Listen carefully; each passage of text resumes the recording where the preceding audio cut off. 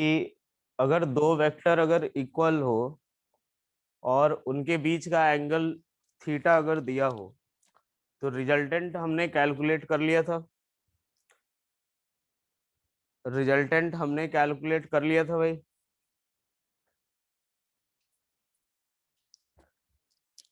Result वो आपको भाई याद रखना है, ठीक है।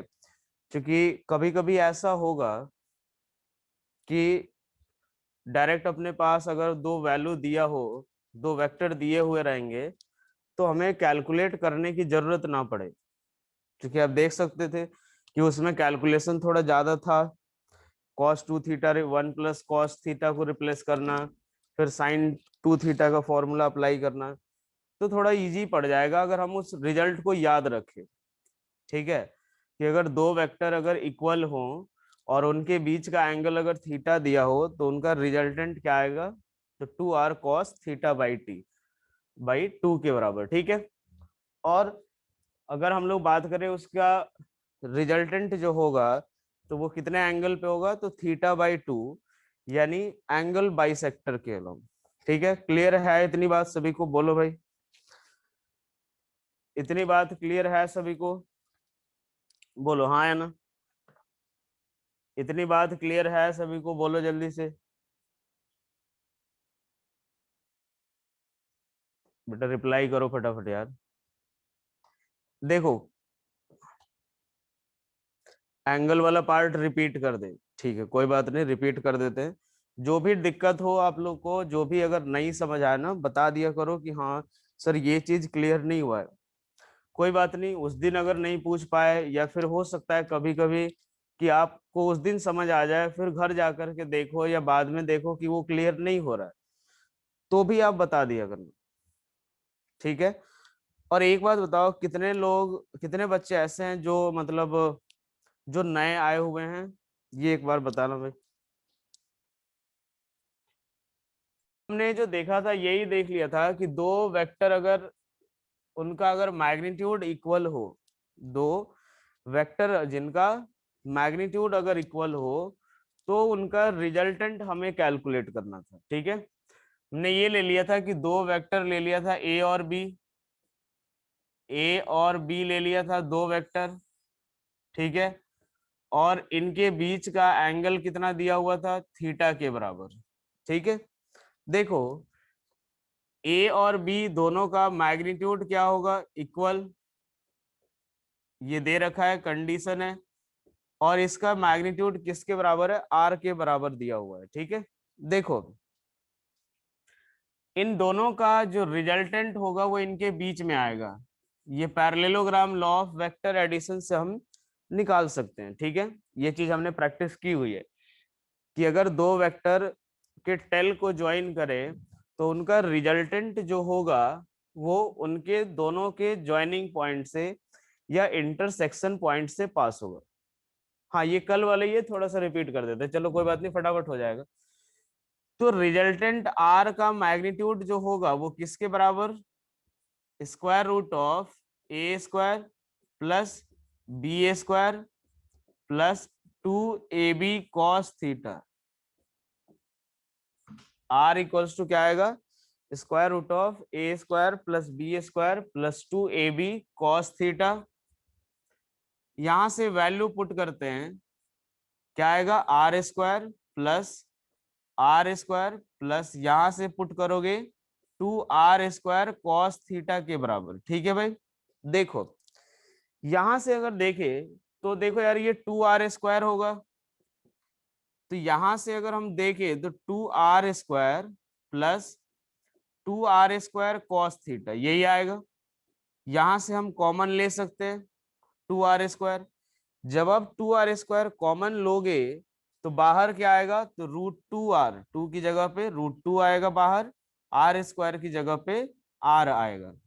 कितना होगा, 1 + cos थीटा के बराबर। यही हमारा कैपिटल आर होगा।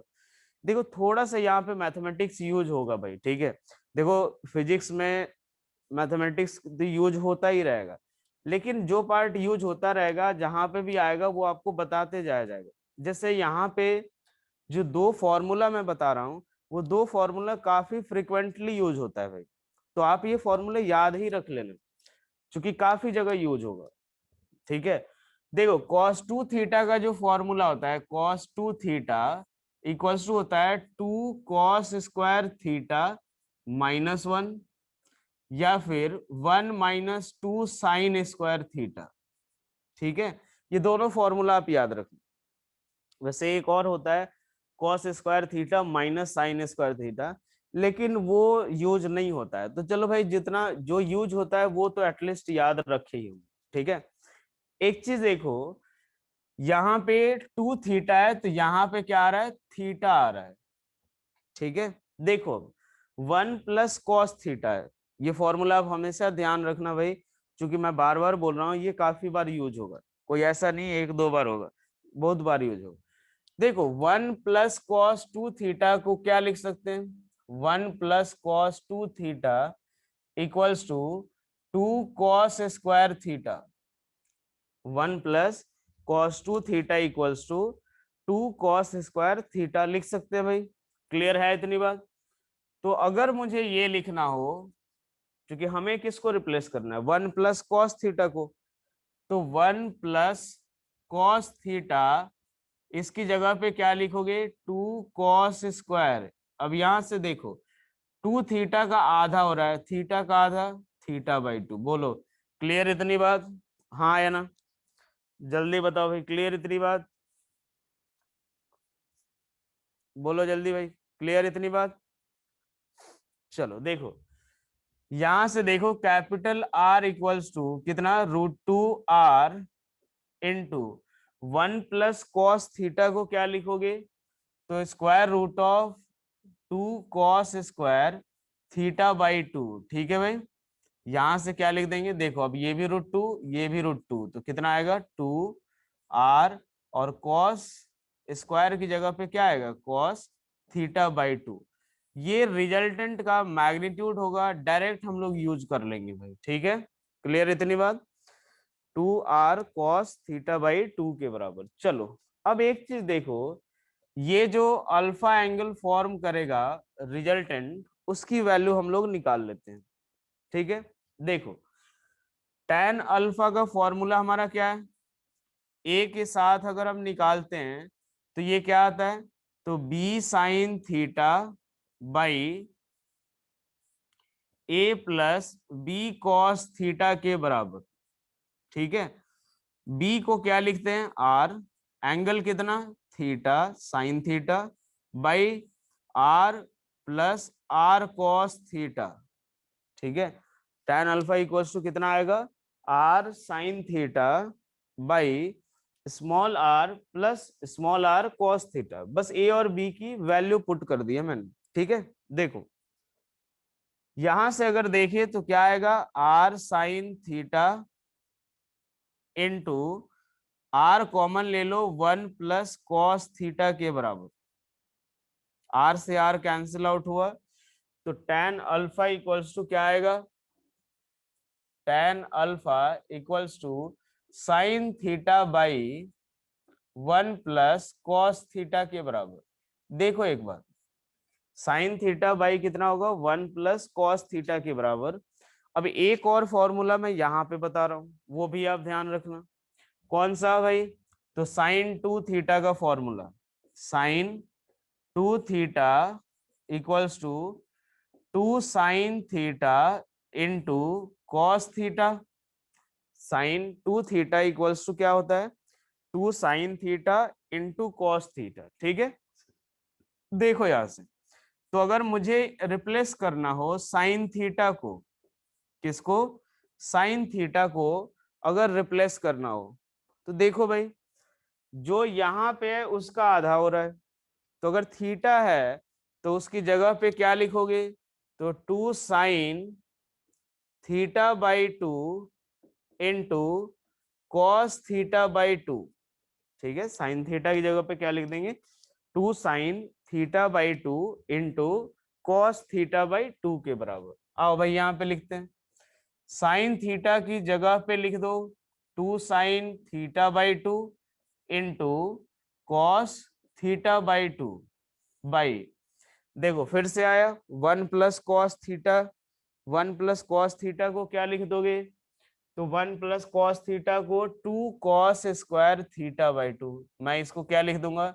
स्क्वायर है तो cos theta by two into cos theta by two. देखो भाई यहां से ये कैंसिल आउट हुआ, tan अल्फा की वैल्यू किसके बराबर? तो tan थीटा बाई टू के बराबर, यानी अल्फा किसके बराबर? Theta by to. ये हमें क्या बता रहा है कि यानी जो रिजल्टेंट जो होगा वो एंगल बाइसेक्टर पे होगा। ठीक है, अगर मान लो ये 60 डिग्री है तो रिजल्टेंट 30 पे होगा, 90 डिग्री है तो 45 पे होगा, 20 डिग्री है तो 10 डिग्री पे होगा। क्लियर? बोलो भाई, अब क्लियर है हाँ या ना जल्दी बोलो। क्लियर है ये पूरा पार्ट? बोलो भाई फटाफट बोलो जल्दी से, क्लियर है? ठीक है भाई।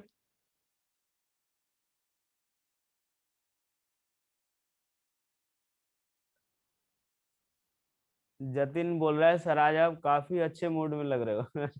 क्यों, रोज मतलब मैं बहुत खड़ूस लगता हूँ क्या? एक बात बता जतिन, मतलब रोज मैं ऐसा बहुत खड़ूस लगता हूँ क्या? फिर देखो यार, चलो यार, ठीक है ना, चलो अच्छी बात है। देखो जैस्मिन, फ्राइडे को एक होमवर्क क्वेश्चन दिया था, क्या दिया था होमवर्क क्वेश्चन?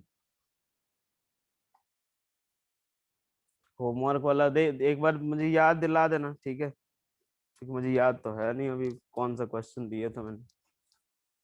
चलो देखो यार, ये आ गया हमारा दो इक्वल वेक्टर जो है उनका रिजल्टेंट, ठीक है? और किस डायरेक्शन में होगा ये देखते हैं, ठीक है? अब एक बार देखो, इस पे भाई एडिशन वाले टॉपिक पे काफी अच्छे खासे क्वेश्चन कर चुके हैं हम लोग, ठीक है? देखो एक बात बताओ, क्लियर है अब एडिशन ऑफ वेक्टर? बताओ भाई। अच्छा यही वाला होमवर्क क्वेश्चन है, तो फिर क्या दिक्कत है भाई? अब एडिशन ऑफ वेक्टर में किसी को कोई दिक्कत तो नहीं होती यार? बोलो जल्दी, क्लियर है एकदम अच्छे तरीके से? क्लियर है? बोलो। चलो अब यहां से देखते हैं।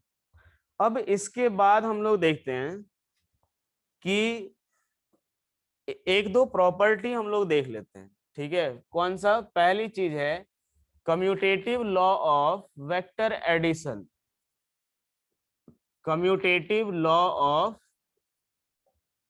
Vector addition. देखो यार, commutative law of vector addition का मतलब क्या होगा? देखो पहले इसका स्टेटमेंट या मैथमेटिकल फॉर्म देख लेते हैं, फिर उसके बाद आते हैं। देखो मान लो हमारे पास दो वेक्टर दे रखा है ए और बी, ठीक है? हमारे पास दो वेक्टर दिया हुआ है ए और बी, ठीक है? तो आप ए प्लस बी करो या फिर बी प्लस ए करो, दोनों सेम ही आता है। ए प्लस बी और बी प्लस ए जो आएगा वो दोनों रिजल्ट हमें सेम देगा।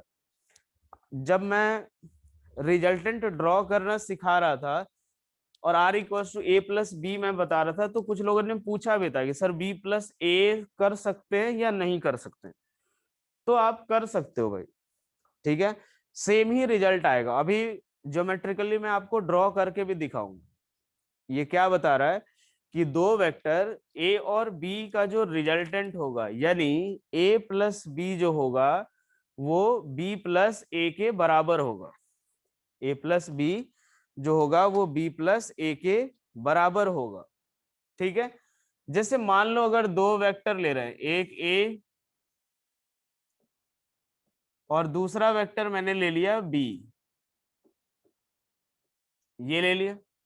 एक वेक्टर ए, दूसरा वेक्टर बी ले लिया मैंने, ठीक है? देखो यार, अब इस केस में पहला जो एलएचएस पार्ट है वो क्या हमें दे रहा है? ए प्लस बी। एलएचएस जो है वो क्या है? ए प्लस बी। इसके अकॉर्डिंग अगर चले तो पहले मुझे ए ड्रॉ करना चाहिए और फिर उसके बाद बी ड्रॉ करना चाहिए। देखो चलो आप पहले ड्रॉ कर लेते हैं वेक्टर ए। ये हमारा वेक्टर ए हो गया। इसके हेड के ऊपर बी का टेल रखेंगे, ये वेक्टर बी हो गया, ठीक है।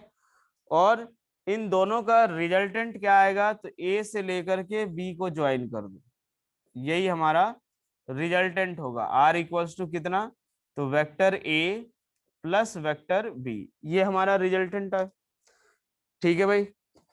अब एक बात देखो, यहां तक क्लियर है, बोलो।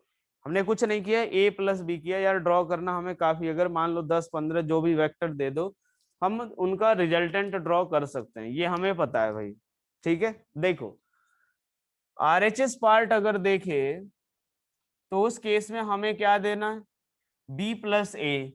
चलो आओ, बी प्लस ए अगर ड्रॉ करके देखे तो ये हमारा बी वेक्टर हो गया, और ये हमने ले लिया बी वेक्टर। और यहां से देखो इसके हेड के ऊपर जो है ए का टेल रखेंगे, ये ले लिया, ए का टेल रख देते हैं। देखो यहां से अगर हम रिजल्टेंट ड्रॉ करें तो पहले के टेल से लास्ट वाले के हेड को ज्वाइन करेंगे, पहले के टेल से लास्ट वाले के हेड को ज्वाइन करेंगे। देखो ये आर जो आया वो कौन सा हुआ, आर इक्वल्स टू कौन सा, बी प्लस ए, बी वेक्टर प्लस ए वेक्टर। इसको R1 ले लो, इसको R2। क्या ये हम बोल सकते हैं R1 इक्वल्स टू R2, हाँ या नहीं, ये बताओ। ये हम बोल सकते हैं क्या भाई कि R1 वेक्टर जो है वो किसके बराबर, R2 वेक्टर के बराबर। क्लियर, बोलो जल्दी से। R1 जो है वो किसके बराबर, R2 वेक्टर के बराबर, ठीक है। चलो यहां तक क्लियर है भाई। चलो अब इसके बाद हम देखते हैं R1 इक्वल्स टू R2, यानी पहली चीज हमारी प्रूफ हो गई कि लो भाई वेक्टर A प्लस बी जो होगा वो किसके बराबर होगा, तो B प्लस ए वेक्टर के बराबर, ठीक है। यानी ये हमें क्या बता रहा है, इस लॉ के हिसाब से if two vectors are, if two vectors, या ऐसे लिख लो, if vectors are added,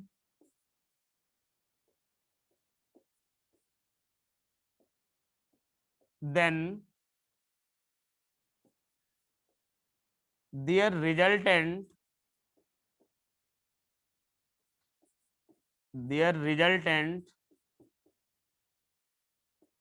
is independent of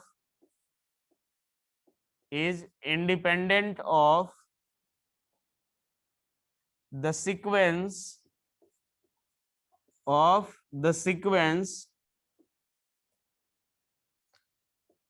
in which they are added, in which they are added।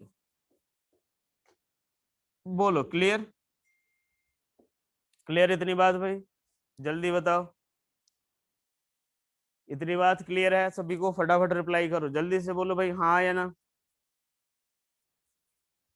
जल्दी से बोलो भाई हाँ या ना। चलो भाई क्लियर। चलो ये हमने देख लिया। चलो भाई कि रिजल्टेंट कितना, R1 इक्वल्स टू R2 कैसे, वो अपना दोनों, एक minute, R1 equals to R2 कैसे, वो अपन दोनों को पैरेलल देख के बताओ। नहीं नहीं, यहां से देखो, यहां से ये R1 भी इसी डायरेक्शन में, और R2 भी इसी डायरेक्शन में, यहां से देखोगे तो R1 और R2 दोनों सेम डायरेक्शन में, R1 और R2 जो है वो दोनों सेम डायरेक्शन में है,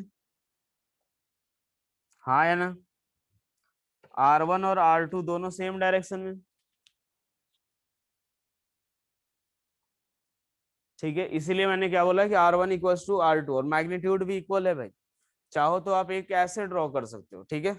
एक और तरीके से देख लो, इसी डायग्राम में ड्रॉ कर लो, ठीक है। यहां से देख लो, मान लो अगर हम सेम डायग्राम में ड्रॉ कर ले, ठीक है। जैसे ही हमने क्या कर लिया, ये वेक्टर ए और ये वाला वेक्टर बी, ठीक है। रिजल्टेंट इसका क्या होगा, रिजल्टेंट जो आएगा कुछ इस तरीके का आएगा, ठीक है भाई। ये हमारा आर वेक्टर हो गया। अब एक काम करो, बी प्लस ए करते हैं हम लोग, बी प्लस ए करेंगे तो बी वेक्टर ये रहा और ए वेक्टर ये रहा। बोलो, अब आप बी प्लस ए किया आपने या ए प्लस बी किया, दोनों सेम? हाँ है ना,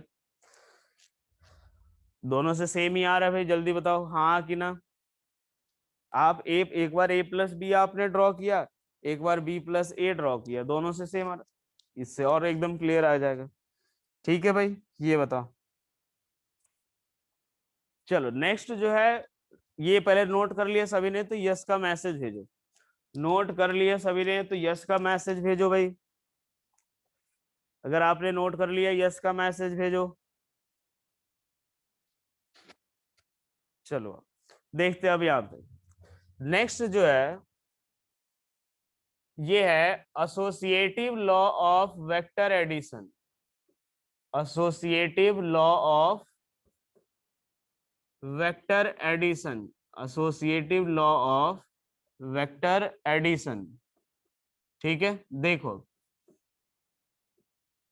associative law of vector addition अगर हमें देखना है, चलो एक बार देखो यहाँ पे, अगर मान लो ये क्या बताता है हमें कि मान लो दो तीन वेक्टर ले रहे हैं, एक ए बी और सी, इन तीन वेक्टर को मुझे ऐड करना है। ठीक है, इन तीन वेक्टर को मुझे ऐड करना है। ठीक है, तो ये क्या बताता है कि ए प्लस बी का रिजल्टेंट जो है वो आप सी के साथ ड्रॉ करो, या फिर ए को ऐड करो किसके साथ, बी और सी के रिजल्टेंट के साथ।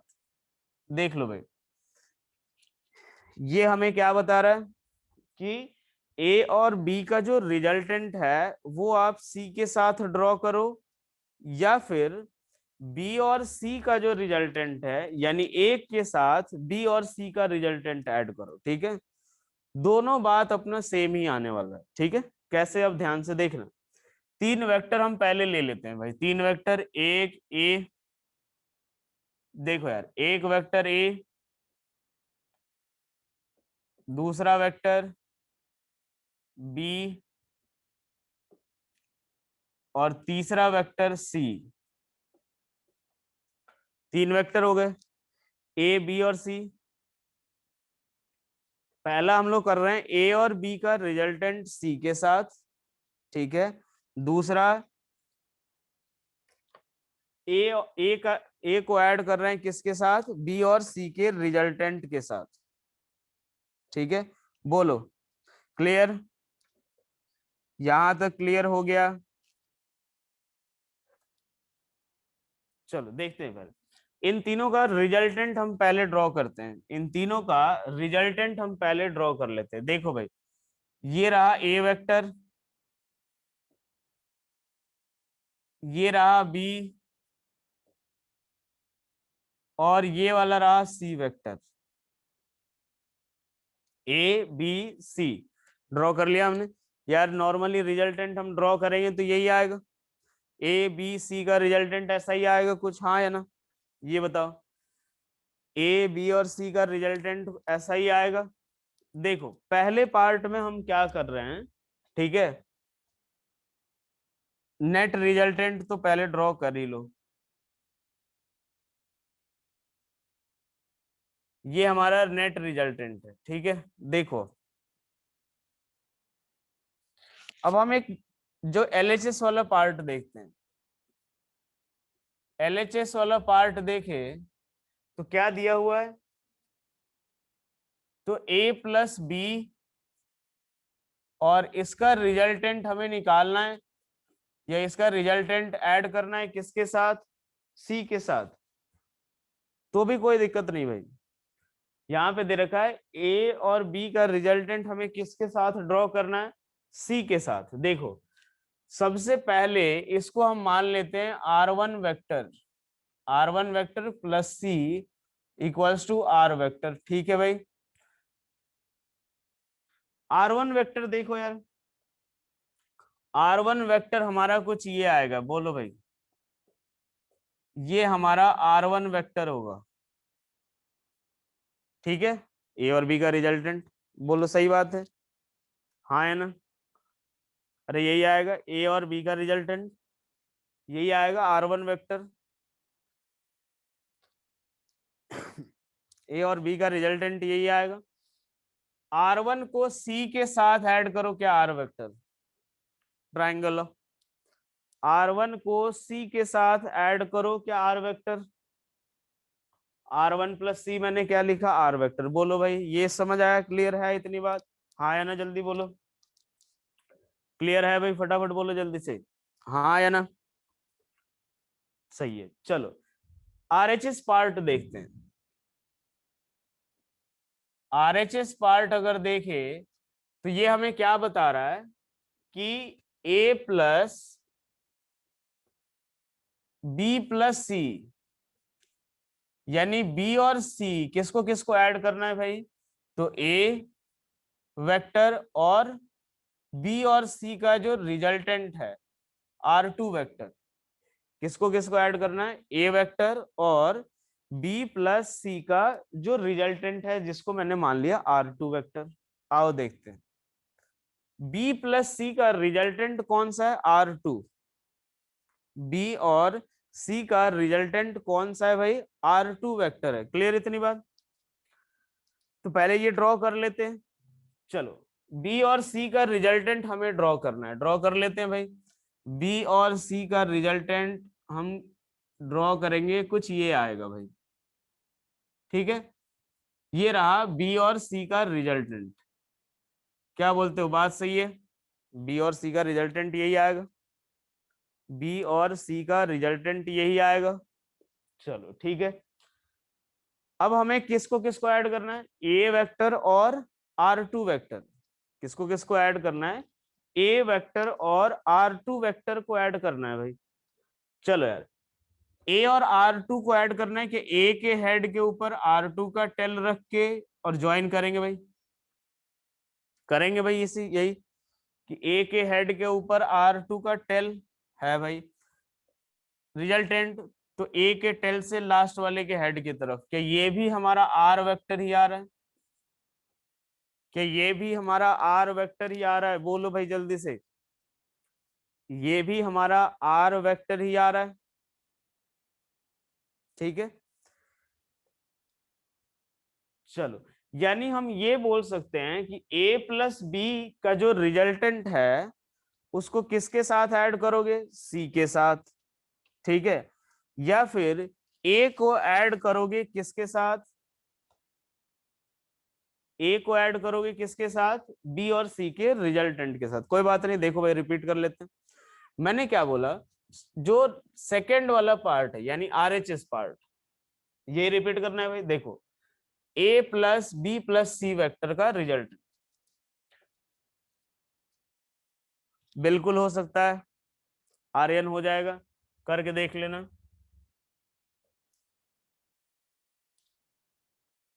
एक बार देखो, यहां से अगर हम बात करें तो बी और सी का रिजल्टेंट कितना है, R2। बी और सी का रिजल्टेंट कितना है, R2।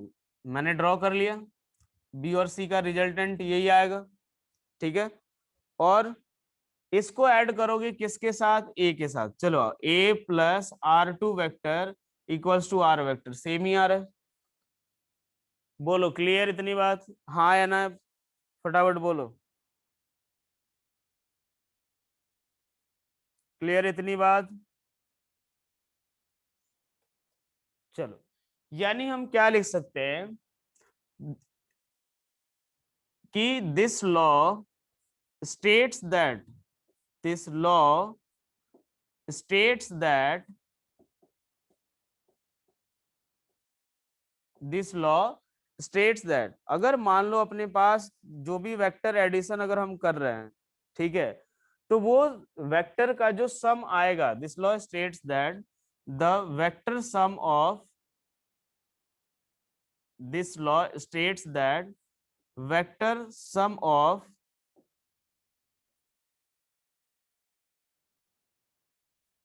different vectors, vector sum of different vectors remains same, ठीक है भाई। जो रिजल्टेंट है, वेक्टर सम का मतलब क्या हुआ, resultant. Vector sum of different vectors remains same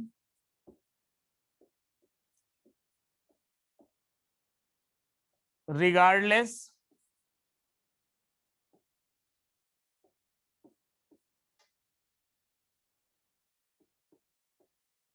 of the order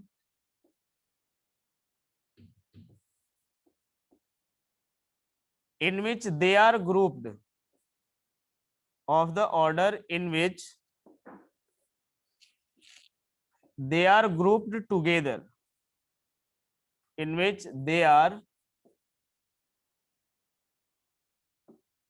grouped together। Clear इतनी बात भाई, बोलो जल्दी से, हाँ है ना। आप किसी भी ऑर्डर में ले लो, ए प्लस बी प्लस सी ले लो, बी प्लस सी प्लस ए ले लो, या कोई भी ऑर्डर ले लो, ठीक है, हमारा जो रिजल्टेंट आएगा वो क्या आएगा, सेम ही आएगा। रिजल्टेंट हमारा क्या आएगा, सेम ही आएगा। बोलो क्लियर इतनी बात, हाँ या ना, फटाफट बोलो भाई, क्लियर।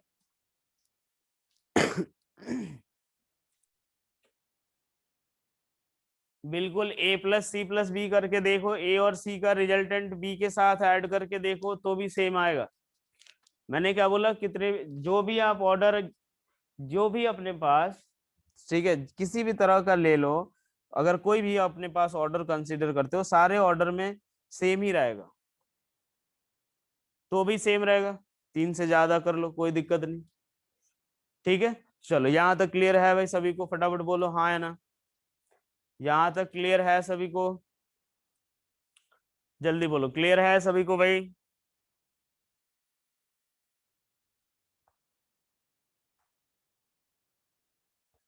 चलो अब इसके बाद देखते हैं, ये नोट कर लिया सभी ने, नोट कर लिया सभी ने।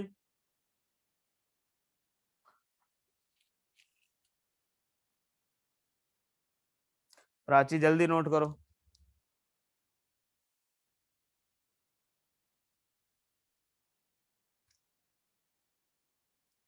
जल्दी नोट करो भाई।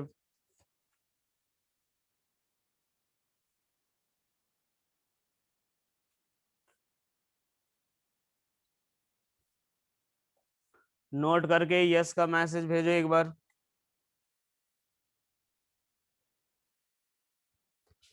नोट करके यस का मैसेज भेजो एक बार। चलो देखो, इसके बाद देखो यार, मान लो कि अगर हम यहां से देखें कि दो वेक्टर ले रहे हैं, एक ए दूसरा बी वेक्टर, इनका रिजल्टेंट क्या होगा, आर वेक्टर इक्वल्स टू क्या आएगा, vector A plus vector B. R equals to क्या आएगा, vector A plus vector B, ठीक है। रिजल्टेंट हमारा यही आएगा, आर वेक्टर इक्वल्स टू क्या आएगा, vector A plus vector B, ठीक है भाई। आर वेक्टर इक्वल्स टू यही आएगा, vector A plus vector B. चलो यार, ये हमने ले लिया R equals to A plus B, ठीक है। यहां से देखो, क्या A vector plus B vector minus of R vector equals to क्या जीरो वेक्टर लिख सकते हैं, हाँ है ना। R vector equals to vector A plus vector B. Are vector equals to भाई क्या लिख सकते हैं, ए प्लस बी लिख दिया हमने, ए और बी का रिजल्टेंट है। अगर मैं इस आर वेक्टर को इधर ले जाऊं तो माइनस साइन, यानी हम इसको क्या लिख सकते हैं कि vector A plus vector B plus minus of R vector equals to किसके बराबर, जीरो वेक्टर। क्या ये भी लिख सकते हैं, बोलो हाँ है ना। क्या हम ये भी लिख सकते हैं भाई, ये लिख सकते हैं कि नहीं, जल्दी बताओ भाई, लिख सकते हैं ये। चलो ठीक है, ये हमें क्या बता रहा है, ये इसका मतलब समझते हैं पहले कि यार ए बी और माइनस आर वेक्टर का रिजल्टेंट क्या है, जीरो। ए बी और माइनस आर वेक्टर का रिजल्टेंट क्या है, जीरो के बराबर है। अब ये बताओ क्या ये आर का नेगेटिव वेक्टर है? हाँ है ना। माइनस आर वेक्टर जो है वो आर का नेगेटिव वेक्टर है, क्या बोलते हो, बात सही है? अरे हाँ है ना, जल्दी बताओ भाई। माइनस आर वेक्टर क्या है भाई? आर का नेगेटिव वेक्टर है। जो आर वेक्टर है उसका नेगेटिव वेक्टर है। आओ इसको ड्रॉ करते हैं। देखो माइनस आर वेक्टर, मैंने क्या बताया था कि मान लो अपने पास कोई भी एक वेक्टर ए इधर की तरफ है, माइनस ए वेक्टर क्या डायरेक्शन उल्टा कर दो। माइनस ए वेक्टर क्या मैग्नीट्यूड सेम रखते हुए डायरेक्शन उल्टा कर दो भाई। हाँ है ना, जल्दी बताओ ये, फटाफट बोलो। यही था अपना। चलो अब एक बात देखो, ये हमारा वेक्टर ए है, माइनस ए इधर, यानी अगर आर वेक्टर इधर की तरफ है तो माइनस आर इधर की तरफ। माइनस आर क्या आएगा भाई, चलो माइनस आर ड्रॉ करते हैं, वेक्टर का मैग्नीट्यूड सेम रहेगा, डायरेक्शन उल्टा हो जाएगा, माइनस आर वेक्टर यही आएगा। A B minus R vector, ये हमें क्या बता रहा है कि अगर मान लो, अगर मैं अलग से ड्रॉ करूं इसको, ठीक है, तीनों वेक्टर को मैं अलग से ड्रॉ कर लेता हूं एक बार ताकि और क्लियरिटी आएगी। ए बी, क्या ये बताओ भाई माइनस आर वेक्टर यही था? हाँ या ना, माइनस आर वेक्टर यही था, देख के बताओ जल्दी से। माइनस आर वेक्टर क्या यही था अपना? यही था भाई। चलो अब भाई माइनस आर वेक्टर सही में यही है, A B minus R vector, ठीक है। क्या ये क्लोज्ड लूप फॉर्म कर रहे हैं या एक कंप्लीट या क्लोज्ड पॉलीगन फॉर्म कर रहे हैं? हाँ है ना, ये एक पॉलीगन फॉर्म कर रहे हैं, हाँ या ना भाई, जल्दी बताओ। कंप्लीट कंप्लीट पॉलीगन फॉर्म कर रहे हैं, जल्दी बोलो भाई, क्या ये कंप्लीट पॉलीगन फॉर्म कर रहे हैं? कर रहे हैं भाई। यानी ये हमें क्या बता रहा है कि अगर मान लो हमारे पास n वेक्टर्स हो और वो सारे n वेक्टर्स जो हैं वो n साइड्स का एक पॉलीगन फॉर्म करे तो उनका रिजल्टेंट कितना होगा, बोलो।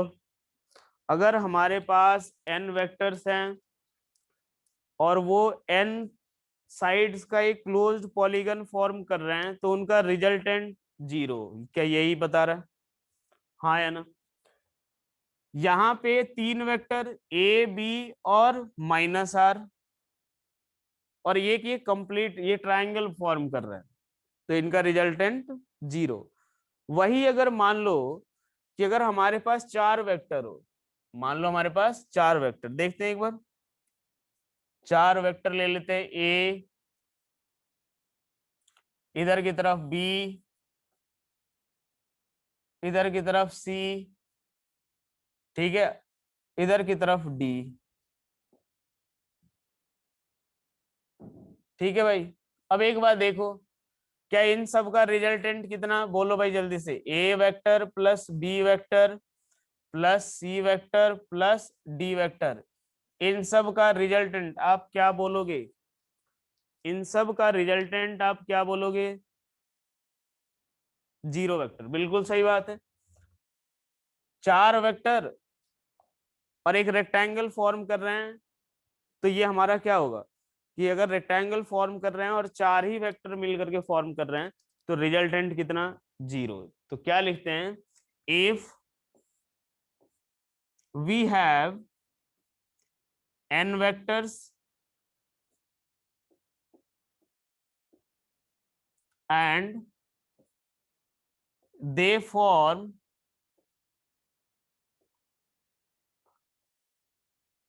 a closed polygon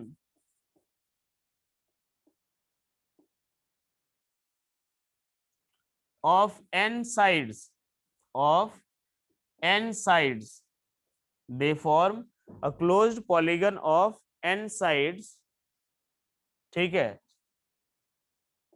on adding them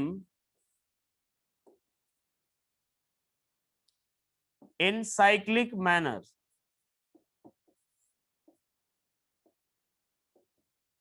then their resultant will be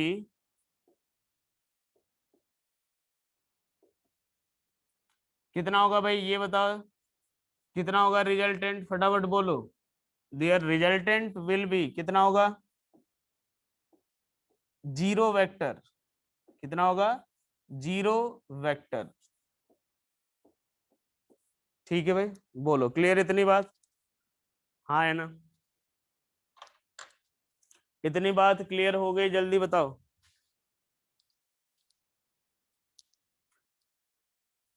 चलो अब एक बात देखो, नहीं कोई एक फिक्स लॉ नहीं है, बस एक ऐसे ही हमने बता रखा है, ठीक है, एक सिंपल सा, कोई इसका नाम नहीं दे रखा हमने कि यार इस लॉ का नाम ये दे दो, ठीक है। देखो अब एक बात समझो कि अगर अगर मान लो यहां से क्लियर हो रहा है, क्या ये दोनों कोप्लेनर थे, दो वेक्टर तो हमेशा ही कोप्लेनर होंगे, हाँ है ना, दो वेक्टर तो हमेशा ही कोप्लेनर होंगे। अब ये हमें क्या बता रहा है कि मिनिमम कितने वेक्टर चाहिए हमें रिजल्टेंट 0 करने के लिए, अगर कोप्लेनर वेक्टर हो तो। बोलो, सोच के बताओ कि अगर कितने मिनिमम वेक्टर चाहिए, अनइक्वल वेक्टर की बात हो रही है, अनइक्वल वेक्टर, कितने अनइक्वल वेक्टर्स चाहिए हमें रिजल्टेंट 0 ऑब्टेन करने के लिए, अगर वो सारे के सारे कोप्लेनर हैं तो। कितने भाई, 3, 3 होने चाहिए ना, अनइक्वल है तब के लिए बोल रहा हूँ, कल भी तो बताया था मैंने, अनइक्वल हैं तो कितने चाहिए, 3, यहां से भी आप देख सकते हो, मैंने ए और बी अनइक्वल लिया था, इन जनरल केस लिया था, 3 लिया, उनका रिजल्टेंट 0। ठीक है भाई, बोलो समझ आ गया यहां तक, हाँ है ना, यहां तक क्लियर। अब आपके लिए एक होमवर्क ये रहेगा कि नॉन कोप्लेनर कितने वेक्टर चाहिए, आपके लिए ये वेक्टर एक होमवर्क क्या रहेगा, इक्वल के केस में 2 चाहिए, इक्वल के केस में 2 ही चाहिए, इक्वल के केस में 2 ही, यार ये दोनों अपोजिट डायरेक्शन में जाए, एक वेक्टर इधर दूसरा इधर, रिजल्टेंट 0, बात खत्म। अगर दोनों वेक्टर इक्वल हैं तो क्लोज के लिए 3 चाहिए, नहीं नहीं इक्वल अगर हैं तब तो 2 ही चाहिए, अगर इक्वल है तो 2 ही से काम हो जाएगा, एक इधर एक इधर, रिजल्टेंट 0। हाँ, नॉन कोप्लेनर में अनइक्वल वेक्टर्स अगर हैं हमारे पास तो कितने होने चाहिए, देखो क्लोज नहीं हुआ है, यार एक बात बताओ, तुम इधर से गए वापस लौट के आ गए, क्लोज ही तो हुआ, देखो याद, थोड़ा सोच के आना, ठीक है, मतलब तुम लोगों ने याद रख लिया है कि 4 चाहिए, 4 कैसे चाहिए वो सोच के आना अपने को, ठीक है। मैंने क्या बोला कि आप जो भी, जैसे मान लो अगर नॉन कोप्लेनर वेक्टर है, क्या है, नॉन कोप्लेनर वेक्टर है, तो कितने मिनिमम कितने वेक्टर्स चाहिए रिजल्टेंट 0 करने के लिए, मिनिमम कितने वेक्टर्स चाहिए रिजल्टेंट 0 करने के लिए, क्वेश्चन क्लियर है भाई, मिनिमम कितने वेक्टर चाहिए रिजल्टेंट 0 करने के लिए, बात समझ आ गई भाई। चलो अब एडिशन ऑफ वेक्टर्स जो है वो यहां तक कंप्लीट हो गया, ठीक है, वेक्टर अभी एडिशन खत्म हो गया, इसके बाद सब्ट्रैक्शन, फिर कंपोनेंट, और फिर प्रोडक्ट, बचे हुए क्वेश्चन